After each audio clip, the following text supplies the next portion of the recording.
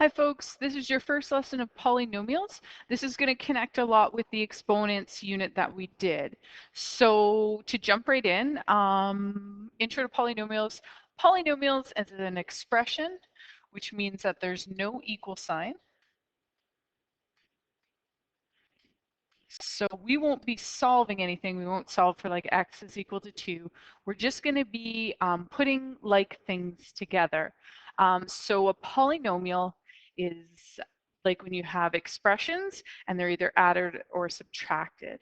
Now, terms are what makes up the polynomial. So a term is a number or product of numbers and or variables that all come together. You simplify them the most you can, and they are always separated by addition and subtraction sign. So what I like to do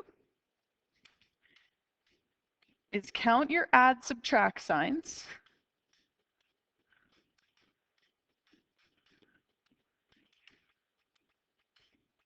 And then add one more. Okay, so I'll give you an example. So I'm just going to switch colors here. So if I have 3x plus 2y plus 14 plus z. Okay, so I'm going to count my add or subtract signs. So I have 1, 2, 3, and then I'm going to add one more, so that's 4. So this would have 4 terms. So 1, 2, 3, 4 terms. So when I ask you how many terms does this expression have, I'm going to expect the answer, in this case, of 4 terms. So here's some examples of terms. They can be numbers and variables together. They can be numbers and variables with an exponent. And we all know that a variable is just a letter that represents an unknown number. It could be a bunch of things, but notice there's no plus or minus signs in them. So these are all just single terms. It could be a number. It could be a rational number. So terms really can be anything, but the thing is that they have to be separated by add or subtract signs. So that's the most important part of those when you're counting terms. Okay, types of polynomials. So if you have a polynomial with just one term, that's called a monomial. If you have 2 terms, that's a binomial. So think of a bicycle. A bicycle has 2 wheels. A trinomial has 3 terms, just like a tricycle. So tricycle, 3 wheels, trinomial, 3 terms. Now those are the only ones that have special names. Anything more than 3, we just group them together. So if they have more than 3 terms, the expression is called a polynomial.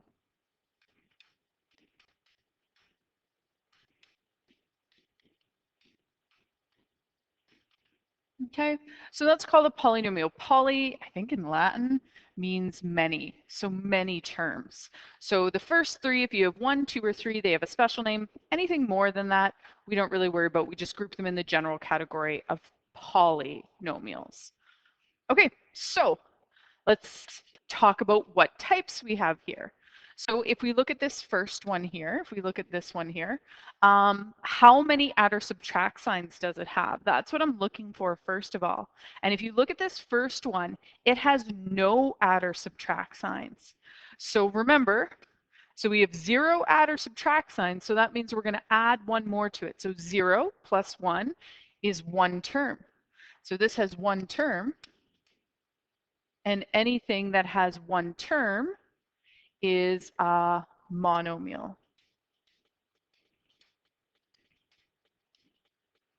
Sorry, my printing kind of jumped around there for a second. All right, so now I'm going to look at the second one here. This one here. I'm looking at this one, and I'm looking for how many add or subtract signs it has. So this one has 1, 2. Add one more to it, so that's 3. So that's 3 terms. And anything with 3 terms, we call a trinomial.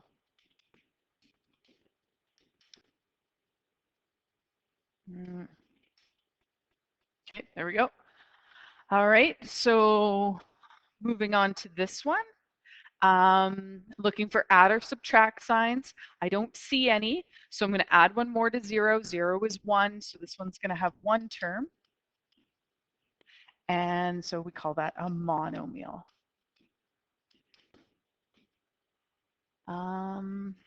What color haven't I used yet? Green. Okay, so this last one here, I'm looking at the add or subtract signs, and this one has one subtraction sign. So I'm going to add one more to it. So that means it has two terms. You can see that they're 1, 2 terms, and we would call that a binomial. I find that counting the add or subtract signs really does help me figure out how many terms I have. And I would say that students struggle a little bit with that because it's just something new, something foreign. Okay, so coefficients. All right, so there's a new word for us, coefficients.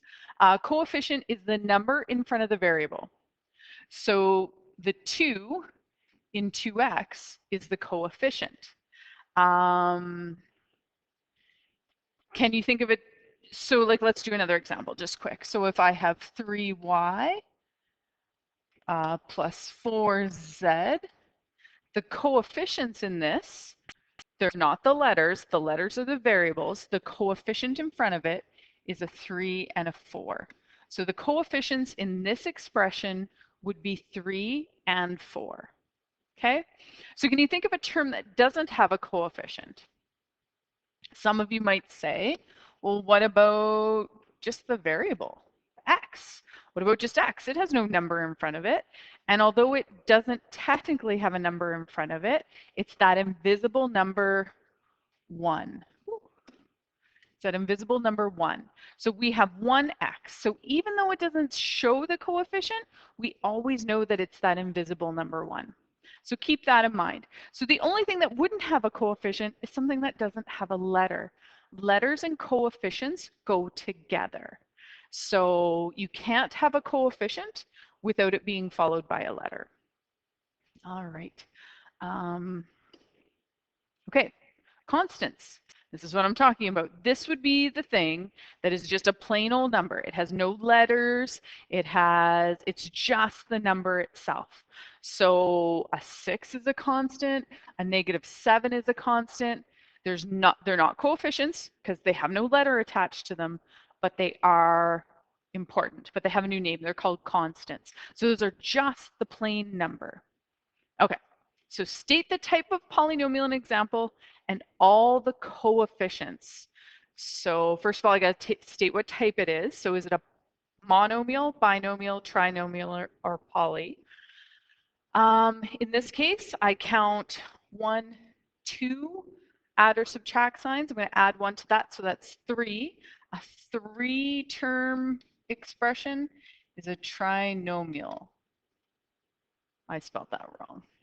Let's try that again. Pretend you didn't see that.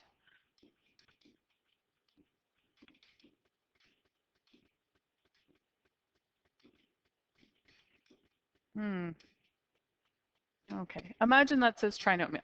Okay, so in this case, it says also state all the coefficients. So the coefficients are the numbers with the letters. So in this case, I have a -5, and I also have the 6.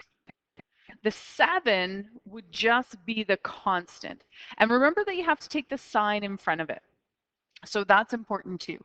So moving on to the next one, moving on to this one. I don't see any add or subtract signs, so that's 0. I'm going to add 1 to it. That's a 1 term, so that is a monomial. This is just bouncing around everywhere. All right, that's supposed to say monomial, and it's asking for the type of coefficients. So the type of coefficients is, we did the types, that's the monomial. The coefficient is the number in front of the letter, and so this one we only have 1 and it's a 7. It's a +7, I don't have to write the plus sign in. Okay, so for this last one here, how many terms do I have? I have 2 terms, and I only have 1 add sign, so I'm going to add 1 to it, so I have 2 terms. So that is a binomial. And the coefficients in this one, well, definitely the 3, because that's easy enough to spot. But what's the invisible number in front of the x squared? That's your 1. I could have went 3 comma 1, but I always like to do them in order. Okay, so that's like, it's really just, today's lesson is just breaking down the parts of a polynomial. So I'm just gonna keep scrolling down. Polynomial degrees. Now, the degree of a monomial is the sum of any exponents. All right, so this is really easy. So we categorize polynomials by how big their biggest exponent is. What's the biggest exponent on them? So in this one here, there's only one exponent. So we would say this has a degree of 2 because the exponent is 2. Now the next one, this one here, this is a monomial. So this is a monomial. There's only one term, but I've got 2 exponents this time. So what you do with that is you're going to add them. You're going to take the sum. So we're going to say this one has a degree of 3 plus 2 is 5. All right. And degrees just, they rank. They're like your ranking. We usually put the highest degree first. So for this one here, I'm looking at this, and it's a monomial again. There's only one letter, and exponents are only going to happen on the letter. And it doesn't have an exponent, but we know from our exponent unit, it has an invisible number 1. So we would say that this has a degree of 1. All right, now digging deep into the exponent unit, this has no variable on it. This has no letter, nothing attached to it. We know from our up-down charts that this has a degree of 0. So if it doesn't have a letter attached to it, it has a degree of 0. Easy peasy. And degrees just are the ranking of it. Who's got the highest exponent? It has nothing to do with like how we calculate anything. It's just ranking those terms. Who has the biggest exponent? All right. So now if you're, those were degrees of monomials, okay? So if you have a polynomial, so you have something with lots of terms in it, looking at this, well, this has a degree of 2, this has a degree of 1, and this has a degree of 0. But we always rank it by the highest degree. So we would say that this polynomial here has a degree of 2.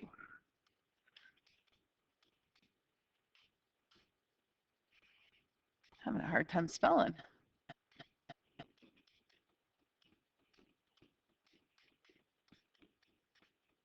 Okay, so we're going to take the highest exponent. Even though we have lots of exponents in this one, we're going to take the highest. So we would say this polynomial has a degree of 2.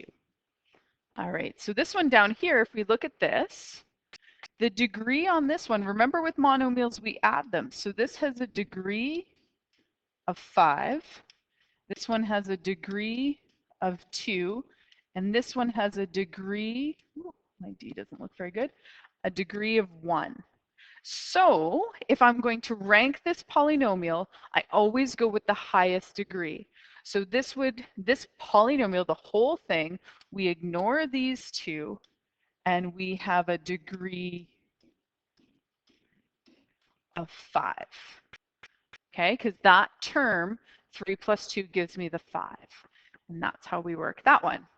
Okay, so degree is just about ranking. This will come into play later on in, if you're going to take pre-cal stream, we do degrees of polynomial functions. We learn how to graph what this looks like and things like that. So it's important that you know it for later. All right, classifying polynomials by degrees. Okay, so a polynomial with a degree of 1 is a linear, okay? It forms a straight line. A degree of 2, it has a special name, it's called a quadratic. So if we have y equals x squared, that one when it's graphed is going to be, oh, that's not that graph. it's going to be what we call a parabola or a U-shape. So it's going to look like that. If we have a degree of 3, we call that a cubic function. Makes sense. It's a perfect cube. Remember, that's where we're getting cubic from. That one has a weird shape. It kind of has like a drag through the middle of it. Looks like that. And then quartic functions, degree of 4. Just trying to. So we will have something that looks like a parabola but might have a bump here. Maybe something like that. That would be an example of a quartic function. So, and I'm not going to ask you to remember these, but in grade 12 pre-cal, we will learn how to graph all these. So that's where we're going with this. So there's certain things that all quartic functions do, and there's certain things that all cubic functions do. So we learn about those in grade 12. So that's that. That's classifying polynomials. You want to do your practice. Practice 1. Make sure you get that, and then go check your answers. Make sure you're doing it correctly, and check back for lesson 2.